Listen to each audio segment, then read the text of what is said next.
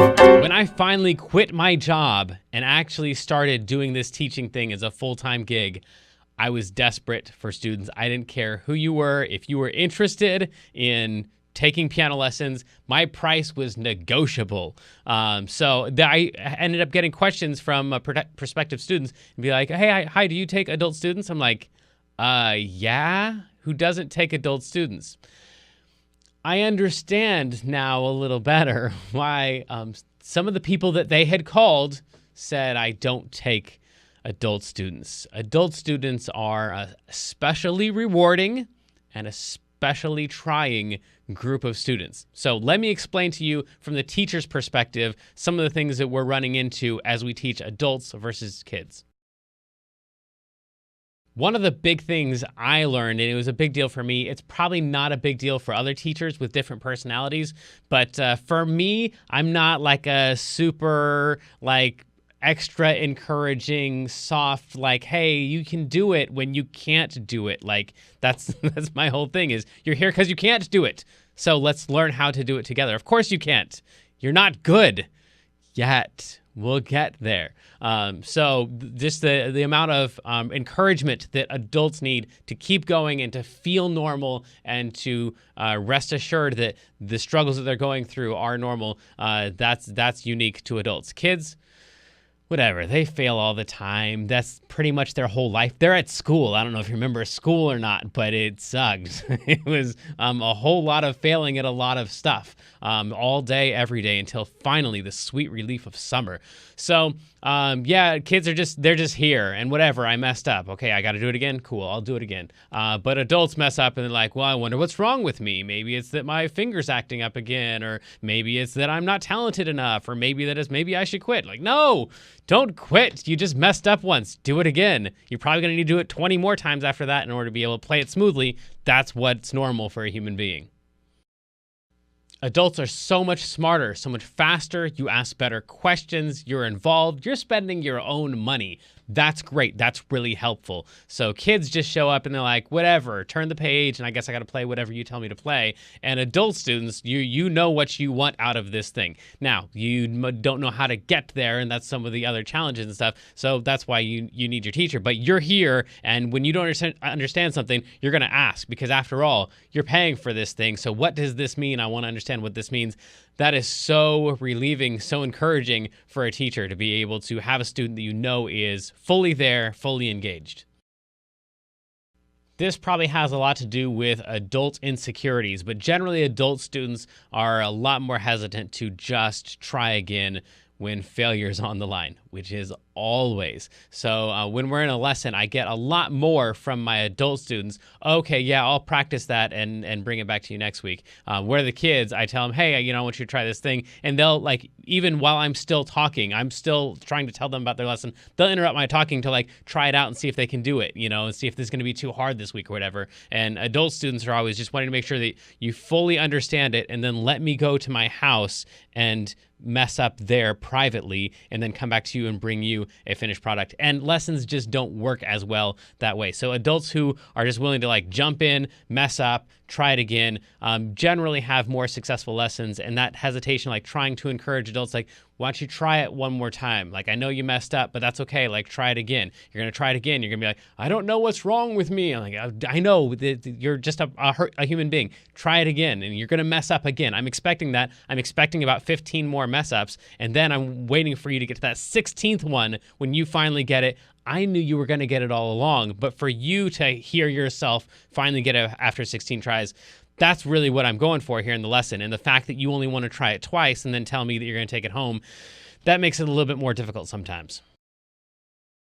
On the flip side of being too hesitant, it actually is helpful that you are clear about instructions before you get going. So, if we're going to try something 15 times in a row, I want to make sure that you and I have the same goal, that we're actually working on that A flat and trying to get that A flat in there. Whether you get it in there or not, that's fine. You'll mess it up a bunch, but knowing that that's the goal. Whereas a lot of times kids, you tell them to, try something and they don't really know what they're trying at, but they'll go ahead and guess around anyway, and our goals aren't the same.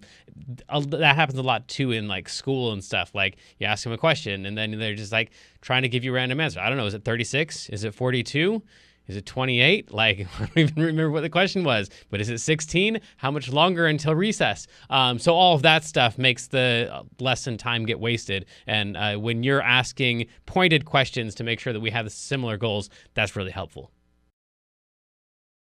While it's true that paying for your own lessons means that you are more actively involved, it also means that you are more constantly reevaluating, should I quit this? Should I quit this? Should I quit this? Kids don't have that option. They're just in here because mom said that I have to do 2 years of piano before I'm allowed to do whatever else it is that I was wanting to do, karate or art or flute or whatever. So kids just don't have that constantly. So in general, adults are much shorter term students. They're going to show up for a couple months of lessons, and then they're out just because they've got that thing going on, or their schedule changes and now they're too busy, or their schedule didn't really change, but the way that they've prioritized their time has changed. And so then they end up not practicing as much, so they're not making as much progress. And then they're thinking, well, why am I paying for this thing? And they quit. So in general, I know that I'm not going to have an adult student nearly as long as a kid student because the kids are just there for the long haul. They're going to sit down, they're going to practice their thing, they're going to do their thing, which is a lot of why kids are going to generally make better progress as a group, even though individually adults are much better learners than kids are. The kids in general learn music a lot more because they're here for a lot more years. Not only do adults do better in the lessons, but you also do so much better when you're practicing at home because, again, you've made sure that you have clear instructions. You know exactly what you're supposed to be working on. You know what the goal is. You know that it's costing you money every moment that you don't have this thing down yet because you're not moving on to the next thing, which might be a bit of a flawed premise. But whatever, you're at home. When you're practicing, you're really, really focused. So that's great. With kids, a lot of times there's a timer on, so I just got to wait out the clock 15 minutes before I can go outside and jump on the trampoline or whatever it is they're wanting to do, or they have to, play their song through 20 times. So they're just racing against some kind of a time mechanism where adults, like the time almost doesn't matter. It's just, I gotta get this thing down in order to make it worth my time. One of the big things, especially for beginning teachers, younger teachers, is just that you adults are really intimidating. You, in general, come into the lesson, again, because you're older, wondering, is this teacher the teacher who's going to be able to teach me well? Do they know how to play well? What's their method? Hey, what are we going to do here anyway? How are you going to make my money worth it? And so that's just a really intimidating thing that a lot of teachers don't want to have to deal with. With kids, you don't have that at all. They just come in, they sit down. Mom said, this is my teacher, so I'm here. They don't ever get to pick their teachers. So that can be intimidating. Even me, at my age, I get older students, and I know that for the first couple lessons, and I hate doing this, but until I sit down and play something that's reasonably impressive to them, then there's going to be a little bit of that, like, who does this guy think that he is? And does he really know what he's talking about? And I hate the whole concept of like having to play something to prove that I'm good enough, but I guess it's kind of reasonable. So on a busy day right now, I'll see maybe 15 to 20 one-on-one students here in the studio, and then another lots more online. So in a day, it's not uncommon for me to have at least 1 or 2 no-shows a day. And then maybe on a really busy day, I might get 10 people that either call ahead or just don't show up. And the vast majority of those are kids. Because if I got adult on the schedule, I know they're going to show up because they're not going to get their money back. And so they're going to be here. So in general, it's just nice that all my adult students, I know they're going to be really consistent. If they're on the schedule, they're going to be here. That doesn't really affect my bottom line. But as far as the rhythm of the day and helping students progress and being able to plan something out for them, it's great that adult students are consistent. You show up, you practice, you're predictable. I love it. Okay, so this is huge. This is the biggest one for me. if I could just get one thing across to my adult students, just program into them from the beginning, it would be that understanding how your fingers are supposed to move is almost not related at all to your fingers actually doing it. So the fact that, yeah, okay, I understand how that chord is built, that doesn't mean that you can play it. I'm not expecting you to be able to play it. But you understand stuff, and then you get frustrated when the cognitive dissonance of what you're seeing your hands do and what you feel like your brain should be telling your hands to do are not matching up. And that's where you get all the insecurities and am I talented enough and all that stuff. That's just the way that our brains and our muscles work. It takes a long time for us repeating the attempted action to finally get that action. That's the biggest one.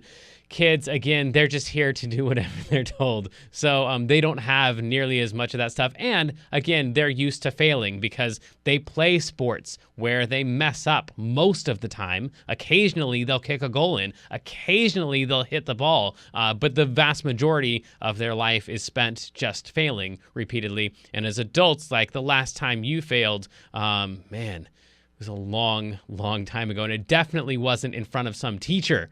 So the fact that you've got this thing that's going on, your brain understands it, and your fingers aren't doing it, that's just really frustrating for adults, and I wish I could help you all just let go of that. Your fingers are disobedient. That's why we're here. If your fingers were obedient, everyone would play piano because it's really simple to understand. It's just really hard to do. In the end, I think you've got a really good shot at this thing. Definitely a better shot at it than any kid is going to have. So you should just dive in. You should try it. You should take it slow. You should expect that the progress within your fingers is going to be limited, even though the progress in your head is going to be pretty quick. And just have fun with it. Good luck.